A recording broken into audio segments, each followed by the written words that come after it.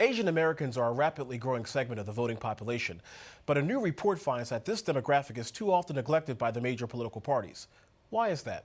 Hello, everyone, and welcome to Own the Vote. I'm Robert Trenham, and I'm joined by Christine Chen, Executive Director of the Asian and Pacific Islander American Vote, as well as Mee Moua, President and Executive Director of the Asian American Justice Center. Ladies, welcome. Thank you. Thank you. So here is the million-dollar question that I simply cannot understand. If a growing segment of the population is growing and you want to win elections, I mean, that's at the end of the day, it's about winning. Why do you think the Republican and Democratic parties are not speaking specifically to the Asian community? Mee, let me start off with you. Well, I think that people only see us as a national population, and when they look at our numbers at the national level, they feel like it's negligible. And what they fail to see is that actually in the city centers in the states where we have a concentration, we could actually make the margin of victory. I want to focus for a few moments on a new poll that just recently came out. You commissioned this, and there's two things that I thought was pretty staggering. 5 out of 6 Asian Americans have said that they will definitely vote this come November, and also 31% of that population, of your population, are independent-minded voters. Does that surprise you? It did not. What we have always felt was that our population are very loyal voters. They come to vote because they feel that there's an issue that either the candidates or that election cycle is really urgent and important to them. But they vote because they feel a great sense of civic duty.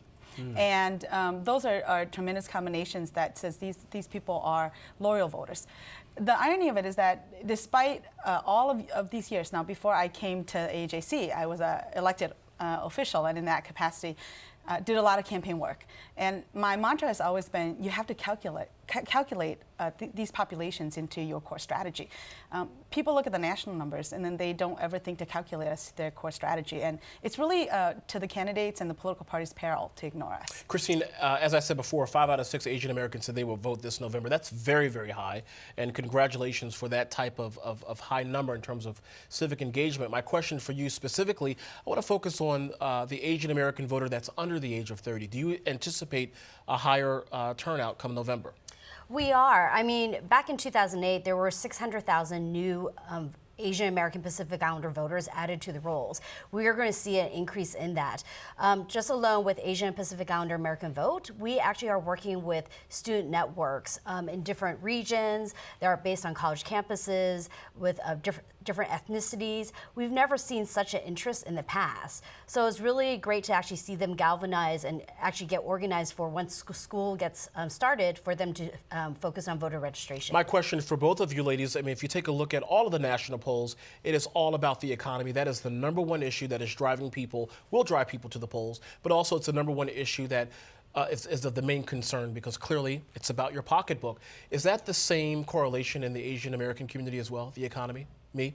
Yes, so what we're finding is that Asian Americans have one of the largest wealth gap between the people who are the most vulnerable and the people who are doing very well. We're also finding that among Asian Americans, who are among those unemployed, Asian Americans tend to stay unemployed for the longest duration. Why is that?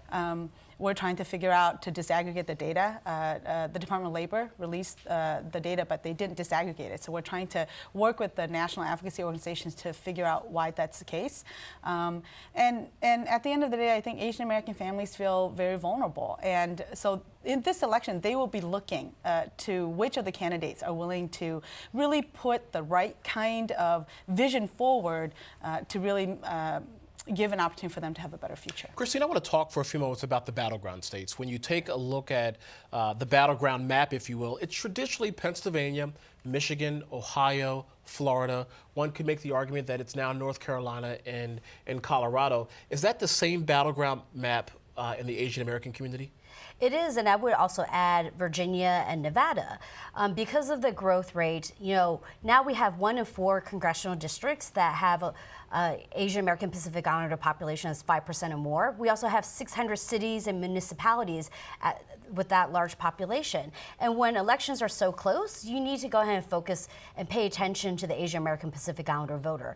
In Virginia in 2006, you know, you had the Senate race where George Allen and Jim Webb Asian American Pacific Islanders made up 3% of the electorate, and the margin of victory is only 1%. And that's a really good example.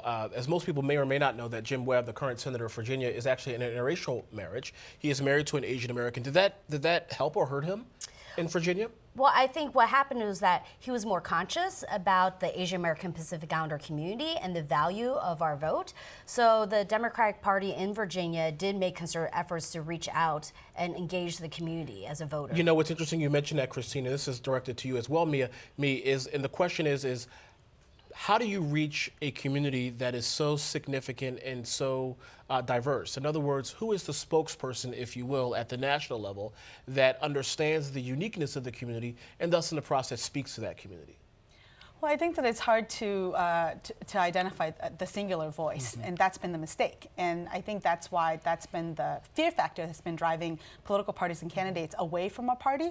The fact of the matter is that there's tremendous resources among us who do the national advocacy work, and there are a lot of local leaders, actually. And we know that all politics is local. Absolutely. So a national strategy may be helpful, but you have to execute it at the local level, and it's really the local people who understand how to reach those communities, and that's where our community can be very powerful. I know that, please go ahead. And that's what we're trying to do at Asian Pacific Islander American Vote, is that we are training local nonprofit leaders and community-based volunteers to actually do this work. And so we have to look at every state, because some of them may be focusing, like in Virginia, the Vietnamese, the South Asian, and the Korean community. But then in Nevada, the Filipino population is very concentrated in that area. So once again, the local elected officials need to know who they're talking to and engage our community early on, have those conversations, develop that relationship. And the Asian American Pacific Islander community can be loyal. And it's funny you mentioned that, because my last question was going to be, obviously, Barack Obama, the incumbent president of the United States, is running on the Democratic side. Mitt Romney, the presumptive Republican nominee on the Republican side, they are not Asian American, obviously. So who on their campaigns, who on their staffs that you reach out to? Is it the director of coalitions? Is it a specific surrogate? Perhaps maybe it's Governor Gary Locke, former Governor Gary Locke. Who is it that you go to that clearly understands the uniqueness of the community and speaks on behalf of the candidate with credibility and authority? Yeah, I think that the national surrogates are good, but really the state and local outreach efforts need to tune in and to really make the community a priority. How do you do that? Is that through niche media? Is that through niche targeting? Is that through social media and all of the above?